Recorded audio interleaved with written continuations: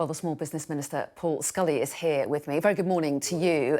So much to talk about this morning, but I do want to kick off with more travel chaos, as we're outlining this morning. The boss of Heathrow Airport, as you heard there, saying that that kind of disruption could last for 18 months. Gatwick Airport reducing the number of flights over the summer period.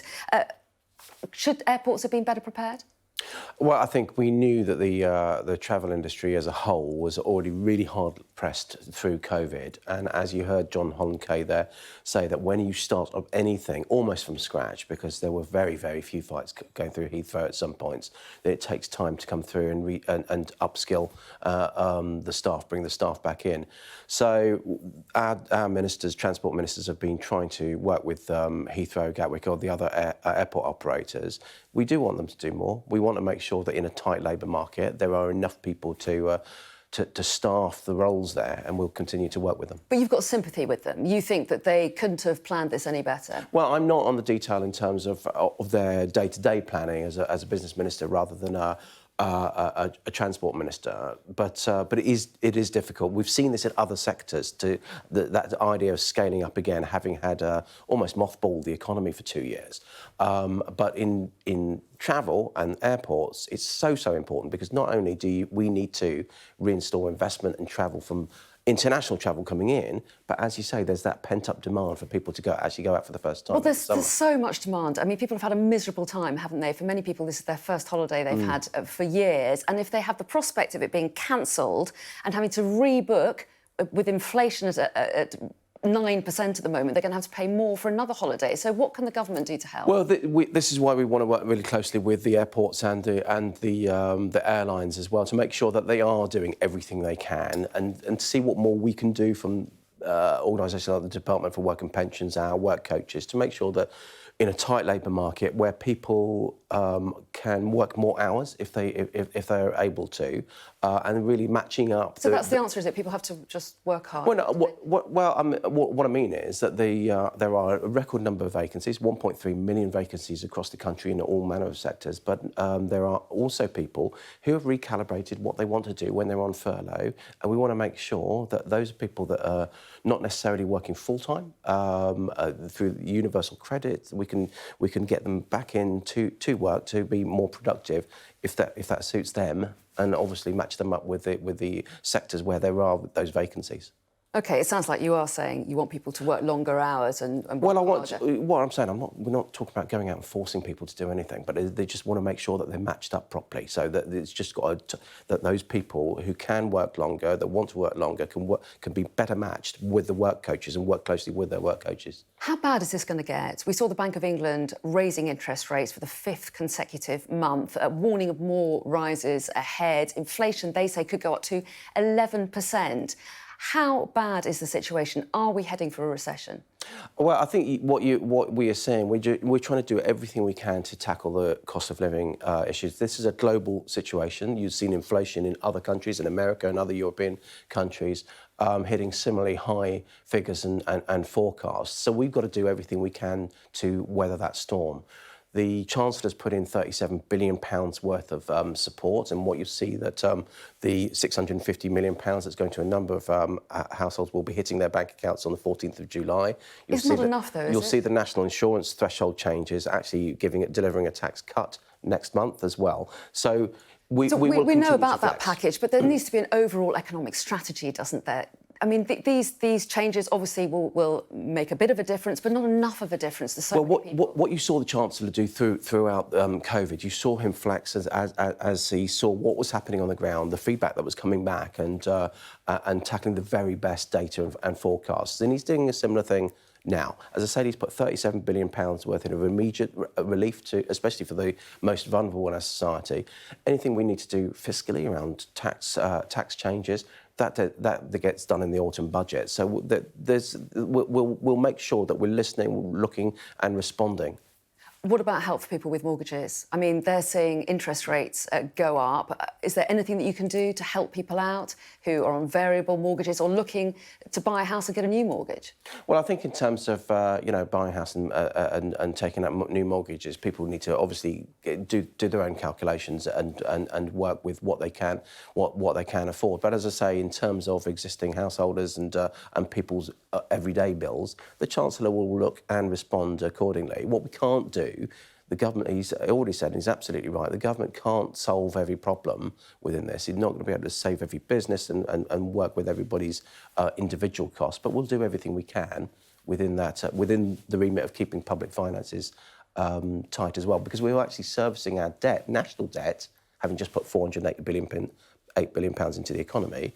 We're paying something like £85 billion just to service our debt, not to go to schools, hospitals. We've got to keep that running as well. Well, yes, and a lot of people thinking about their own personal debt, of course. What about tax cuts? I mean, this just isn't the environment for tax cuts, is it, with inflation looking like it could reach 11%? Well, that's what I mean about the Chancellor looking at everything holistically. So come the next budget, he will have to look at the balance But what do you think should happen? Rishi Sunak has said that tax cuts aren't on the cards now. Do you think that's the right move? I think, we are a low-tax government. I would like to see tax cuts not at the low-tax government at the moment, are you? Well, no, because as I say, we've just put £408 billion into the economy.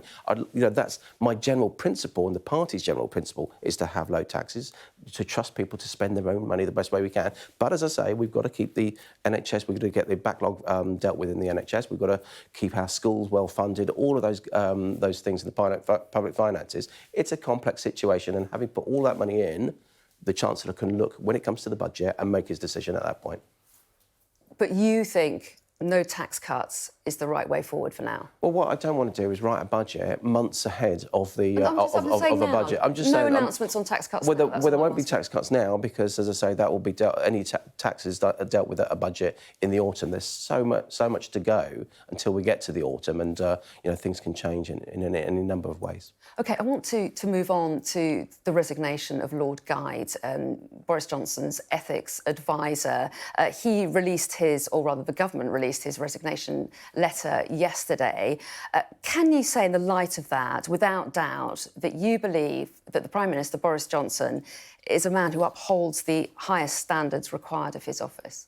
Yeah, I can. I think he's been clear in his approach and regarded to the fine that he received. I think Lord Gide seemed to have resigned on the discussion around when the Prime Minister asked him for advice for supporting our industries in the next few months. Was it the steel industry, just to clarify? Well, that's what I understand from the letter. Just reading the letter, I've not been part of the discussion, but I read the letters as they were released. That was my understanding about it. Now, clearly, those kind of discussions, if there are any, I wouldn't want to speculate because that's obviously commercially sensitive stuff. But that's I have no more knowledge than that. But that seems to be where Lord Gide is finally taking his decision. But nonetheless, in terms of the Prime Minister's behaviour, he rightly wants to draw a line under the so-called Partygate because people are worried more about what you've just been talking about, the cost of living, what's going to mean to their mortgages and their bills in the days and months ahead. They want to feel that their Prime Minister is ethical too, don't they? Yeah, and of course they do. How will they view the fact that he's lost 2 ethics advisors in very quick succession? And Lord Gide, the last one to go, has said in his resignation letter that the Prime Minister put him in an impossible and odious position. This isn't someone who speaks out in this kind of language normally. Does that point to a Prime Minister who's got the highest ethical standards? Well, I think my understanding of what I read when I read the letter was that was talking about advice that he'd asked him to give, not about an impossible and odious position. Yeah, which I can't really reconcile myself because that was about advice he's asked him on something else rather than what's happened around Partygate. But in terms of the fine the Prime Minister received, Sue Gray talked about leadership within Number 10 and the Cabinet Office, and there's been a raft of changes in Number 10 and the Cabinet Office in terms of organisation, in terms of changing that culture, changing that ethos, and Sue Gray herself said that she wants that needs time to bed in. Lord Gide was clearly very frustrated with the whole way that was handled as well. So will there be another ethics advisor? That I don't know. I mean, there's a number of questions that Lord Guy has raised about the way that the way that system works, and that's right that Number 10 actually takes time to just look at that and work that through. So that'll be for them to announce. Would anyone want to do the job? It looks like anyone who does the job is overruled by the Prime Minister.